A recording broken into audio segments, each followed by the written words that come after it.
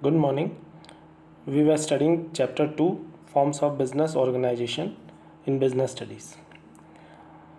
Today we will take merits and demerits of joint Hindu family business.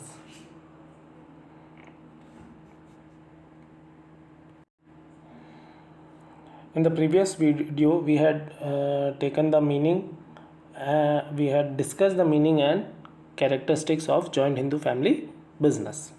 Here, as discussed, we will be discussing merits and demerits of joint Hindu family business. Economic security and status of the members. As soon as a child is born, he or she becomes the members of the joint Hindu family business. And since the business is continued for a longer period of time, there is a status attached to the family as well as to the business. So the member gets economic security as well as status in the society. If anything happens to his parents, the family and the family business will be taking care of that child. So a social security as well as economic security is given to the members by the joint Hindu family business. This is one of the merits of joint Hindu family business, that it gives economic security as well as status to its members. The second point which we are going to discuss is continuity of business. Now, as discussed earlier, all the rights remains in the hands of Karta. The other co-partners may help the Karta, assist the Karta. Okay, but the major decisions and powers lies in the hands of Karta. But if anything happens to the Karta dies, the next immediate person will become the Karta. Okay, so the business will continue for a longer period of time. Like here it is written, the business has continuity. It is not affected by death, lunacy of members, including the Karta.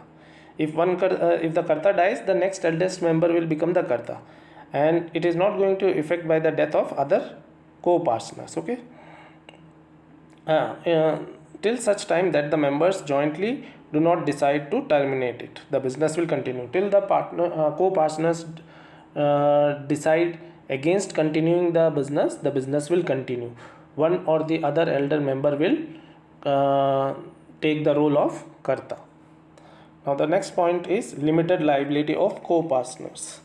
Now in characteristics we have studied that Karta has unlimited liability, whereas all other members of joint Hindu family business have limited liability to the extent of their share in the family business. So this is considered as one of the merits of joint Hindu family business. Next, family pride. Okay, members, when all the members live together, there is love, affection, respect for each other, and as the business grew, it has a goodwill in the market, then the members work with more dedication and loyalty, and they involve themselves more with the family, and because of the reputation involved with the family name, these members also work with more dedication. For them, business is not just an economic activity, but it is a matter of family pride. Now in the next slide we will be discussing about the demerits of joint Hindu family business or Hindu undivided family business. The first demerit is unlimited liability of Karta. The co-partners have limited liability, that is a merit, but Karta is having unlimited liability, that is a drawback, demerit. Okay, and because of which the Karta is not ready to take huge risk, because his personal assets may be used to repay the liability of the business. Next, limited access to capital. Again, because of unlimited liability, Karta is not ready to take huge risk.